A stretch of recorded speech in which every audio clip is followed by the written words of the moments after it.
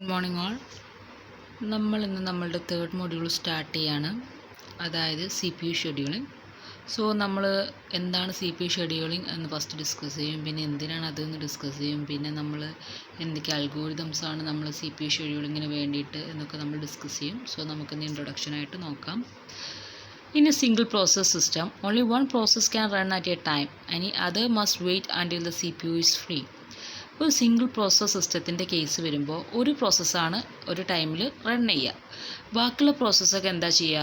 C P U അത് കഴിഞ്ഞിട്ട് ഒരു പ്രോസസ്സ് കഴിഞ്ഞിട്ട് ഫ്രീ ആകുന്നവരെ വെയിറ്റ് ചെയ്യേണ്ടി വരും. കാരണം എന്താണ്, നമുക്കറിയാം ഒരുപാട് പ്രോസസ്സസ് റൺ ചെയ്യേണ്ടി വരും. ഒരു സിസ്റ്റം എന്ന് പറഞ്ഞാൽ നമുക്കറിയാം നമ്മൾ തന്നെ ഒരുപാട് വർക്ക് കൊടുക്കുന്നുണ്ട്, പിന്നെ അതിനകത്തുള്ള ഇൻസ്ട്രക്ഷൻസ് റൺ ചെയ്യാൻ കുറേ ഉണ്ട്, പിന്നെ ഇൻ്ററപ്റ്റ് വരുമ്പോൾ അത് ചെയ്യാണ്ട് ഒരുപാട് പ്രോസസ്സ് ഉണ്ടാകുമ്പോൾ ഒന്ന് കഴിഞ്ഞിട്ട് അടുത്തതേ പോസിബിൾ ഉള്ളൂ.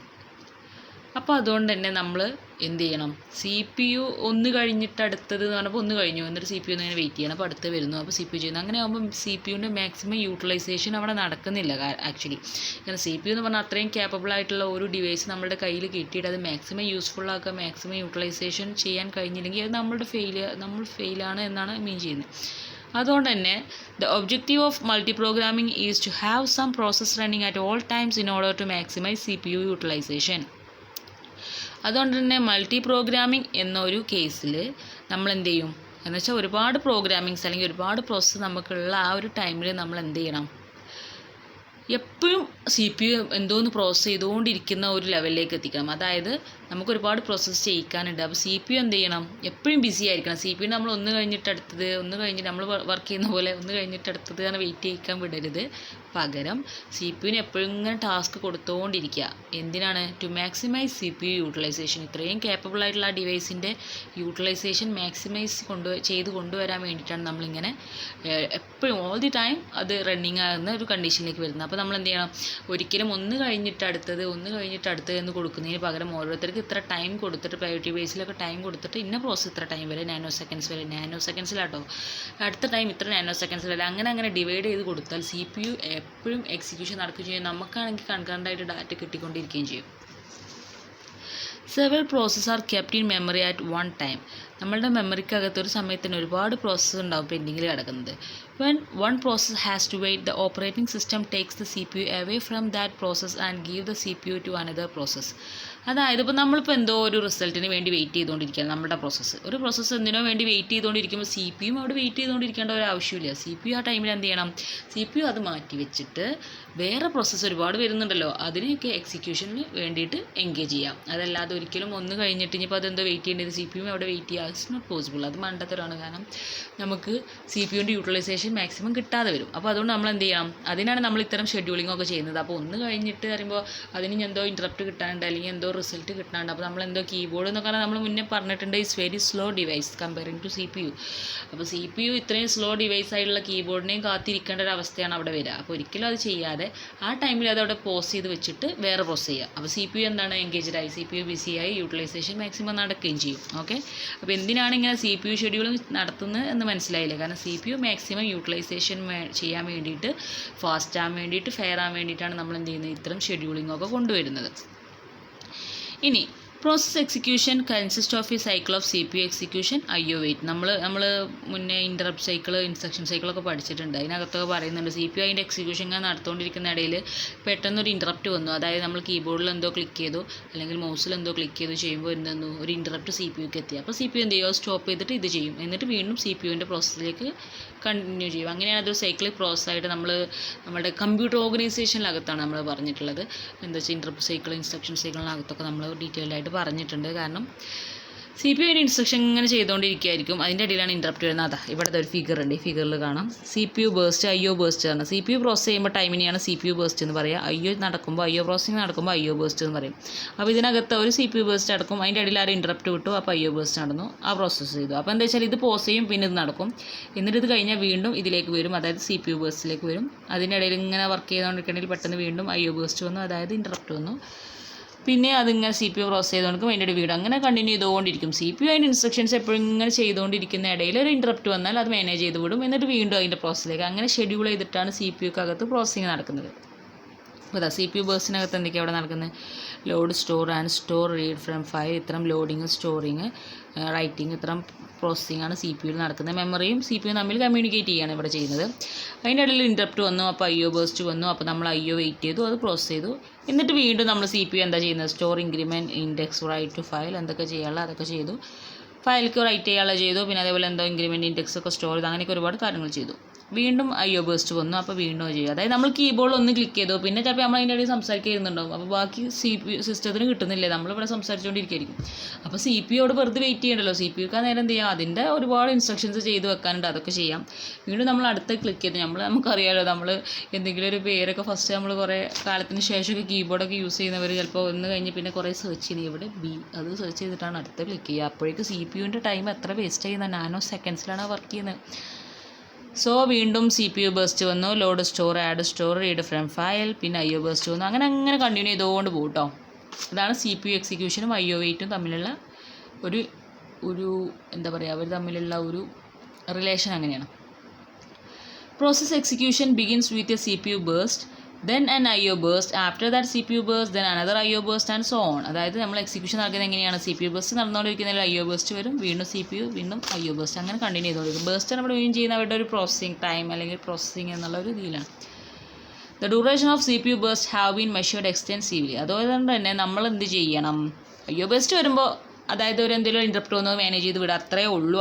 അവിടെ കൂടുതൽ പണിയില്ല. പക്ഷേ CPU burstൻ്റെ കേസിലാണ് നമ്മൾ ഷെഡ്യൂളിങ് കൂടുതൽ വേണ്ടി വരുന്നത്. അതായത് ചില പ്രോസസ്സ് ചെയ്യാൻ വളരെ കുറച്ച് ടൈം മതിയാവും. അപ്പോൾ അതിനകത്ത് നമ്മൾ എന്ത് ചെയ്യണം? വളരെ കുറച്ച് ടൈം അതിന് വേണ്ടി യൂസ് ചെയ്യേണ്ടുള്ളൂ. പക്ഷേ ചില പ്രോസസ്സിങ് എന്ന് പറഞ്ഞാൽ ഇറ്റ്സ് വെരി സ്ലോ. അതായത് കുറച്ച് ലെങ്തി ആയിട്ട് കുറച്ച് ടൈമൊക്കെ എടുത്തിട്ട് ചെയ്യേണ്ട പ്രോസസ്സിങ് ഉണ്ടാവും. അതുകൊണ്ട് തന്നെ നമ്മൾ CPU ബേസ്റ്റ് ചെയ്യുമ്പോൾ അതിൻ്റെ ടൈം ഡ്യൂറേഷനൊക്കെ ഒന്ന് മെഷർ ചെയ്ത് കൊണ്ടുപോവേണ്ടതിന് അതിനെ കുറച്ച് ഇമ്പോർട്ടൻസ് നമ്മൾ കൊടുക്കണം. അതൊക്കെ ബേസ് ചെയ്തിട്ടാണ് നമ്മൾ എന്ത് ചെയ്യുക, ഷെഡ്യൂളിംഗ് ഒക്കെ ചെയ്യുന്നത്. അപ്പോൾ അത് കാണിക്കാനുള്ള ജസ്റ്റ് ഒരു ഫിഗറാണിത്. ഇത് നിങ്ങൾ വരക്കൊന്നും വേണ്ട, ജസ്റ്റ് നമ്മളിങ്ങനെ കണ്ടപ്പോൾ ഒന്ന് നിങ്ങൾക്ക് ചെയ്ത് തന്നേ ഉള്ളൂ. ഇവിടെ എന്ന് പറഞ്ഞാൽ the curve is generally characterized as exponential or hyper exponential. ഇത് ജസ്റ്റ് ഒരു എക്സ്പോണൻഷ്യൽ സ്റ്റേറ്റ് കാണിക്കാൻ വേണ്ടിയിട്ടാണ് നമ്മൾ ഇങ്ങനെ ഒരു കർവ് കൊണ്ടുവന്നിട്ടുള്ളത്. With a large number of short CPU burst and small number of long CPU burst. അതായത് CPU ബേസ്റ്റ് കുറച്ച് ലെങ്ത് ആണെങ്കിൽ അതിന് കുറേ ടൈം എടുക്കുകയും ചെയ്യും, പക്ഷേ കുറച്ച് പ്രോസസ്സിങ്ങേ നടക്കുള്ളൂ. പക്ഷേ സ്മോൾ ബേസ്റ്റ് ആകുമ്പോൾ, ഷോർട്ട് ബേസ്റ്റ് ആകുമ്പോൾ അതിൽ ഒരുപാട് പ്രോസസ്സിങ് നടക്കുകയും ചെയ്യും. അപ്പോൾ അത്രയും പ്രോസസ്സിങ് കംപ്ലീറ്റ് ചെയ്യല്ലേ ശരിക്കും ചെയ്യുന്നത്. അപ്പോൾ നമ്പർ ഓഫ് പ്രോസസ്സ് കംപ്ലീറ്റ് ആവും സ്മോൾ ബേസ്റ്റ് ആണെങ്കിൽ, അല്ലെങ്കിൽ ഷോർട്ട് ബേസ്റ്റ് ആണെങ്കിൽ. പക്ഷേ ലോങ് ബേസ്റ്റ് ആണെങ്കിൽ എന്താണ്, കുറച്ച് പ്രോസസ്സിങ്ങേ നടക്കുള്ളൂ. അത് കാണിക്കാൻ വേണ്ടിയിട്ടാണ് ഈ ഫിഗർ കണ്ടത്. ഇവിടെ ഫ്രീക്വൻസി എന്ന് പറഞ്ഞ് കാണിച്ചിട്ടുള്ളത് കണ്ടത് സ്മോൾ ബേസ്റ്റാണ്. അപ്പോൾ കുറേ നടന്നു, ഓക്കെ. പക്ഷേ ഡ്യൂറേഷൻ കുറച്ചായിട്ടുള്ളൂ. പക്ഷേ ലോങ് ബേസ്റ്റ് ആകുമ്പോൾ കുറേ ഡ്യൂറേഷൻ വന്നു, പക്ഷേ പ്രോസസ്സിങ്ങിൽ വലിയ ഒരു എന്താ പറയുക, പ്രോഗ്രസ് ഒന്നുമില്ല, ഓക്കെ.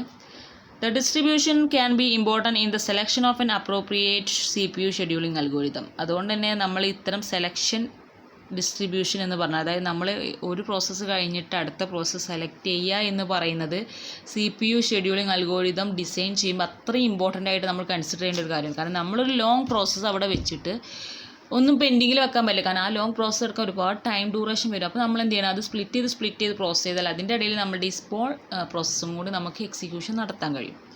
ഓക്കെ, ഞാൻ ഒന്നുകൂടെ പറയാം. അപ്പോൾ CPU ഷെഡ്യൂളിംഗ് അൽഗോരിതം എന്ന് പറയുമ്പോൾ നമ്മളതിൽ സെലക്ഷനാണ് ചെയ്യുന്നത്. എന്ന് വെച്ചാൽ ഒന്നിന് പ്രയോറിറ്റി കൊടുത്ത് അത് ചെയ്യുക, എന്നിട്ട് അടുത്ത് ചെയ്യുക എന്നൊക്കെയാണ് നമ്മൾ പറയുന്നത്. അങ്ങനെയാകുമ്പോൾ ഇപ്പോൾ ലോങ് ബേസ്റ്റ് ആയിട്ടുള്ള ഒരു CPU ബേസ്റ്റ്, അതായത് CPU പ്രോസസ്സ് നമ്മൾ കയ്യിൽ കിട്ടിയാൽ നമ്മൾ ഒരിക്കലും അതിന് പ്രയോറിറ്റി കൊടുത്ത് അത് അങ്ങനെ ചെയ്തുകൊണ്ടിരുന്നാൽ ബാക്കി ഒരുപാട് പ്രോസസ്സ് പെൻഡിങ്ങിൽ വരും. അപ്പോൾ നമ്മൾ എന്ത് ചെയ്യണം, അവിടെ ഓരോ രീതിയിൽ നമ്മൾ ഓരോ ടൈപ്പ് അൽഗോരിതം പറയുന്നുണ്ട്, ഓരോന്നും ഓരോ രീതിയിലാണ് നമ്മൾ പ്രയോറിറ്റൈസ് ചെയ്യുന്നത്. അപ്പോൾ ആ പ്രയോറിറ്റീൻ്റെ ബേസിൽ ഇപ്പോൾ അതിൻ്റെ ഇടയിൽ സ്മോൾ, അതായത് ഷോർട്ട് ബേസ്റ്റും കൂടെ ആഡ് ചെയ്താൽ ഷോർട്ടിനുള്ള പ്രോസസ്സിംഗ് ഒക്കെ അത് ഷോർട്ടിനാണ് വളരെ കുറച്ച് ടൈം മതി. നമ്മളിവിടെ കണ്ടാണ് നമ്പർ ഓഫ് പ്രോസസ്സ് അത് കൂടും, അതായത് കുറച്ച് ടൈമിനകത്ത് കൂടുതൽ പ്രോസസ്സ് നടക്കും, കാരണം ഷോർട്ടാണല്ലോ. പക്ഷേ ലോങ്ങിൻ്റെ കേസിൽ അത് കുറേ ഡ്യൂറേഷൻ അതിന് തന്നെ പോകും. അപ്പോൾ അതിൻ്റെയൊക്കെ ബേസിലാണ് നമ്മൾ ഈ CPU ഷെഡ്യൂളിംഗ് അൽഗോരിതംസ് ഒക്കെ ഡിസൈൻ ചെയ്ത് കൊണ്ടുവരുന്നത്. ഓക്കെ, അപ്പോൾ ഈ കർവ് നിങ്ങൾ നോട്ടിലൊന്നും വെറുതെ വരച്ച് ടൈം വേസ്റ്റ് ചെയ്യേണ്ട ആവശ്യമില്ല, ഞാൻ ജസ്റ്റ് ഒന്ന് കാണിക്കാൻ വേണ്ടി വെച്ചതാട്ടോ. Next CPU scheduler. എന്താണ് CPU scheduler? The scheduler select a process from the process in memory that are ready to execute and allocate the CPU to that process. Scheduler എന്താ ചെയ്യുന്നതെന്ന് വെച്ചാൽ, നമ്മൾ മെമ്മറിക്കകത്ത് ഒരുപാട് പ്രോസസ്സ് ഉണ്ടായിരിക്കും. അതിൽ റെഡി ടു എക്സിക്യൂട്ട് ആയിട്ടുള്ള പ്രോസസ്സിനെ select ചെയ്തിട്ട് CPUവിന് അതിന് വേണ്ടി അലോക്കേറ്റ് ചെയ്ത് കൊടുക്കുന്നതിനെയാണ് CPU ഷെഡ്യൂളർ എന്ന് പറയുക. അതായത് ഒരുപാട് പ്രോസസ്സ് ഉണ്ട്, അപ്പോൾ അതിൽ ആരാണോ റെഡി ടു എക്സിക്യൂട്ട് ആയിട്ടുള്ള അയാളെ പിടിച്ചിട്ട് CPUക്ക് ഇട്ട് കൊടുക്കും, CPU അത് എക്സിക്യൂട്ട് ചെയ്യും. Okay, CPU scheduling decisions may take place when a process അതായത് നമ്മൾ CPU ഷെഡ്യൂളിംഗ് എങ്ങനെയാണ് ഡിസിഷൻസ് എടുക്കുന്നത് എന്നാണ് കാണുന്നത്. ഒരു ഫിഗർ തന്നെ ഇവിടെ ഉണ്ട്. അപ്പോൾ നോക്കാം. ന്യൂ എന്ന് പറഞ്ഞിട്ടുള്ള ഒരു പ്രോസസ്സിനെ നമ്മൾ അഡ്മിറ്റ് ചെയ്തു. അതായത് അയാൾ റെഡിയാണ്, റെഡി ടു എക്സിക്യൂട്ട് ആകുമ്പോൾ അയാൾ നമ്മൾ റെഡി എന്ന് പറഞ്ഞ സ്റ്റേറ്റിലേക്ക് അഡ്മിറ്റ് ചെയ്ത് കൊടുത്തു. അപ്പോൾ അയാൾ ഇവിടെ എത്തിയിട്ടോ. അപ്പോൾ അയാൾ ഇനി എന്താ ചെയ്യാൻ പോകുന്നത്? റെഡിയാണ്. അപ്പോൾ ഇനി നമ്മളെ CPU ഷെഡ്യൂളർ അയാളെ റൺ ചെയ്യാൻ വിടും. കണ്ടോ, ആരും ഇങ്ങെടുത്തി റൺ ചെയ്യാൻ വിട്ടു. അപ്പോൾ അയാൾ റൺ ചെയ്യുന്ന ഇടയിലാണ് പെട്ടെന്നൊരു ഇൻറ്ററപ്റ്റ് സംഭവിച്ചു. ആരോ കീബോർഡിൽ പോയിട്ട് എന്തോന്ന് ക്ലിക്ക് ചെയ്തു. സോ ഇൻറ്ററപ്റ്റ് സംഭവിച്ചു. അയാൾ വീണ്ടും റെഡിക്ക് വന്നു. കാരണം ഇൻറ്ററപ്റ്റ് മാനേജ് ചെയ്യണമല്ലോ അങ്ങനത്തെ ഒരു സമയത്ത്. അതേപോലെ ഈ റെഡി എന്ന് പറഞ്ഞ ആൾ അപ്പോൾ അത് കഴിഞ്ഞ് ഇൻറ്ററപ്റ്റ് കഴിഞ്ഞ് വീണ്ടും അയാൾ റണ്ണിങ്ങിലെത്തിട്ടോ. റണ്ണിങ്ങിലെത്തിയപ്പോൾ അതാണ് ഷെഡ്യൂളിംഗ് ഡിസ്പാച്ച് എന്ന് പറഞ്ഞാൽ വീണ്ടും അഗെയിൻ അയാൾ റണ്ണിങ്ങിലെത്തി അയാൾ ഇങ്ങനെ പ്രോസസ്സ് ചെയ്തുകൊണ്ടിരിക്കുമ്പോൾ അതിനകത്തേക്ക് ആ പ്രോസസ്സിനകത്ത് എന്തോ ഒരു ഇവൻറ്റ് കൊടുക്കാണ്ട് ഇതിനകത്ത്, അതായത് നമ്മളിപ്പോൾ എന്തോ പ്രോസസ്സ് ചെയ്തുകൊണ്ടിരിക്കുക ആ പ്രോസസ്സിന് എന്തോ ഒന്ന് ഇവൻറ്റ് ചെയ്ത് കൊടുക്കണം. അതായത് ഇപ്പോൾ നമ്മളിങ്ങനെ ചെയ്യുന്നതിൽ എന്തോ ഒരു സ്കാനിങ് വന്നു, അല്ലെങ്കിൽ ഒരു പ്രിൻറ്റിങ് വന്നു, എന്തോ ഒരു സ്റ്റേറ്റ്മെൻറ്റ് അതിൽ വന്നു. അപ്പോൾ നമ്മൾ എന്ത് ചെയ്യണം? അത് ചെയ്യണം. അപ്പോൾ എന്തോ സ്കാൻ ചെയ്യണമെങ്കിൽ കീബോർഡ് തന്നെ അവിടെ വർക്ക് ചെയ്യണ്ടേ. അപ്പോൾ അതിന് വേണ്ടിയിട്ട് നമ്മൾ വീണ്ടും ഇത് വെയിറ്റിങ്ങിൽ വന്നു. ആ ഇവൻറ്റ് കണ്ടോ, ഇവൻറ്റ് വെയിറ്റ്, ആ ഇവൻറ്റിന് വേണ്ടി നമ്മൾ വെയിറ്റ് ചെയ്തു. ഇവൻറ്റ് കംപ്ലീറ്റ് ചെയ്തു. അപ്പോൾ ഇവൻറ്റ് നമ്മൾ ഇവിടെ എത്തി, ആ സ്കാൻ ചെയ്ത ഡാറ്റ കിട്ടിയാൽ വീണ്ടും അത് റെഡി ടു എക്സിക്യൂട്ടായി. CPU-ന് വേണ്ടിയിട്ട് നമ്മൾ റെഡിയായി. അപ്പോൾ വീണ്ടും അത് റണ്ണിങ്ങിലേക്ക് പോയി. അപ്പോൾ ഇനി റൺ ചെയ്ത് കഴിഞ്ഞാൽ പിന്നെ എക്സിറ്റ് അടിക്കും, ടെർമിനേറ്റ് ചെയ്യും. അത്രേ ഉള്ളൂ. അപ്പോൾ അതായത് രണ്ട് രീതിയിലായി ഡിസ്പാച്ച് നടക്കാം. ഒന്ന് പറഞ്ഞാൽ ഇൻറ്ററപ്റ്റ് വന്നാൽ വീണ്ടും റെഡി സ്റ്റേറ്റ് പോകും. അതല്ലെങ്കിൽ പിന്നെ അതിക്ക് എന്തെങ്കിലും ഇവൻറ്റ് വരാനുണ്ട്, അല്ലെങ്കിൽ എന്തോ ഒരു സ്കാൻ ചെയ്തൊരു ഡാറ്റ വരാനുണ്ടെങ്കിൽ വീണ്ടും വെയിറ്റിങ്ങിൽ പോയിട്ട് ആ ഡാറ്റ കിട്ടിയിട്ട് വീണ്ടും റെഡിക്ക് പോയിട്ട് റൺ ചെയ്യും. അപ്പോൾ നിങ്ങൾ ചിലപ്പോൾ പലപ്പോഴും നിങ്ങൾ പലരും ചിന്തിക്കും, ഇവൻറ്റ് വെയിറ്റ് വരുമ്പോൾ എന്തിനാണ് അവർ റെഡിക്ക് പോകുന്നത്? ഈ റണ്ണിങ് ചെയ്യുമ്പോൾ തന്നെ കൊടുത്തിട്ട് പോയാൽ പോരെ എന്ന് പലരും കരുതുമ്പോൾ എനിക്ക് പറയാനുള്ളത്, അപ്പോൾ ഒരിക്കലും CPU യൂട്ടിലൈസേഷൻ മാക്സിമൈസ് ചെയ്യാൻ നമുക്ക് കഴിയില്ല. കാരണം എന്താണ്, അവിടെ ഒരു വെയിറ്റിംഗ് വന്നു. ഒരിക്കലും CPUക്ക് ഒരാളെ വെയിറ്റ് ചെയ്തിരിക്കാൻ പറ്റില്ല. CPUക്ക് അങ്ങനെ എവിടെയെങ്കിലും ഒരു വെയിറ്റിംഗ് വന്നാൽ അയാളെ പിടിച്ച് വെയിറ്റിങ്ങിലിടും, എന്നിട്ട് അടുത്തൊക്കെ ഒരു ചാൻസ് കൊടുക്കും. കാരണം CPU-ൻ്റെ യൂട്ടിലൈസേഷൻ മാക്സിമൈസ് ചെയ്യാനാണ് നമ്മളിതൊക്കെ ചെയ്യുന്നത്. ഓക്കെ, അപ്പോൾ അങ്ങനെ ഡൗട്ട് ഒരിക്കലും വേണ്ട കേട്ടോ. കാരണം അതിൻ്റെ പ്രോസസ്സിൻ്റെ ഇവൻ്റ് തന്നെയല്ലേ, പിന്നെ എന്തിനാണ് അതിനെ മാറ്റി നിർത്തി വേറെ ആളെ ചെയ്യിക്കണമെന്ന് കരുതണ്ട. അവിടെ നമ്മുടെ ടൈം ഡിലേ അത്രയും നാനോ സെക്കൻഡ്സിൽ ഇമ്പോർട്ടൻസ് കൊടുക്കുന്ന ഒരു ഏരിയയാണ് CPU ഷെഡ്യൂളിംഗ് എന്നൊക്കെ പറയുന്നത്. Then switches from running to waiting state. ഇതിനകത്ത് റണ്ണിങ് ടു വെയിറ്റിംഗ് സ്റ്റേറ്റ്, അതേപോലെ switches from running to ready state, ഇതൊക്കെ തിരിച്ച് വരുന്ന സ്റ്റേറ്റാണ്. റണ്ണിങ് എന്ന് തിരിച്ച് വരുന്ന സ്റ്റേറ്റാണ്. Switching from waiting to ready, then terminates. ഇപ്പം 4 സ്റ്റേറ്റുകൾ നമ്മളിവിടെ പറഞ്ഞു. അതായത് റണ്ണിങ് ടു വെയിറ്റ് പറഞ്ഞു, റണ്ണിങ് ടു റെഡി പറഞ്ഞു, വെയിറ്റിംഗ് ടു റെഡി പറഞ്ഞു, പിന്നെ റെമിറ്റ് ചെയ്യുന്ന സ്റ്റേറ്റ്. ഈ 4 സ്റ്റേറ്റിലും ഓരോ പ്രത്യേകതകളുണ്ട്. അതിനകത്തുള്ള ചില സ്റ്റേറ്റുകൾ, അതായത് 1ഉം 4ഉം എന്താണ്, നോൺ പ്രീഎംപ്റ്റീവ് ആണ്. കാണിക്കാനാട്ടോ നമ്മളിങ്ങനെ ഈ സ്റ്റേറ്റ്മെൻറ്റ്സ് കൊടുത്തുള്ളത്. 1, 4 അതായത് switches on running to wait, running നിന്ന് വെയിറ്റിക്ക് പോകുന്ന സ്റ്റേറ്റും അതേപോലെ ടെർമിനേറ്റ് ചെയ്യുന്ന സ്റ്റേറ്റും എന്താണ്, നോൺ പ്രീഎംപ്റ്റീവ് ആണ്. നോൺ പ്രീഎംപ്റ്റീവ് എന്ന് പറഞ്ഞാൽ അതിൻ്റെ അടിയിൽ വേറൊരാൾക്ക് ഒരു ചാൻസ് ഇല്ല. അതായത് മറ്റോടത്തൊക്കെ നമ്മൾ പറഞ്ഞൊരു പ്രോസസ്സ് കഴിഞ്ഞ് അടുത്ത് പറയുന്ന പോലെ ഇവിടെ അങ്ങനെ ഒരു ഷെഡ്യൂളിംഗ് ഇല്ല. അവിടെ ജസ്റ്റ് നോ കട്ട്, അതായത് അവർ ചെയ്യുന്ന പ്രോസസ്സ് നിർത്തി വെച്ച് വേറെ ആൾക്ക് ചാൻസ് ഒന്നും കൊടുക്കില്ല. ടെർമിനേറ്റ് ചെയ്യണമെങ്കിൽ അങ്ങ് ടെർമിനേറ്റ് ചെയ്യും. അതേപോലെ റണ്ണിങ്ങിൻ്റെ ഇടയിൽ എന്തെങ്കിലും ഒരു ഇവൻറ്റ് ഇഷ്യൂ വന്നാൽ വീണ്ടും വെയിറ്റിങ്ങിൽ വരും. അവിടെ പിന്നെ വേറൊരു ഷെഡ്യൂളിങ്ങോ അല്ലെങ്കിൽ അത് നിർത്തി വെച്ച് വേറെ ആൾക്ക് ചാൻസ് കൊടുക്കേണ്ട ആവശ്യമൊന്നുമില്ല. വെറുതെ ഡിലേ ആണ് അവിടെ വരിക. അതുകൊണ്ട് അത് രണ്ടും നോൺ പ്രീഎംപ്റ്റീവ് ആണ്.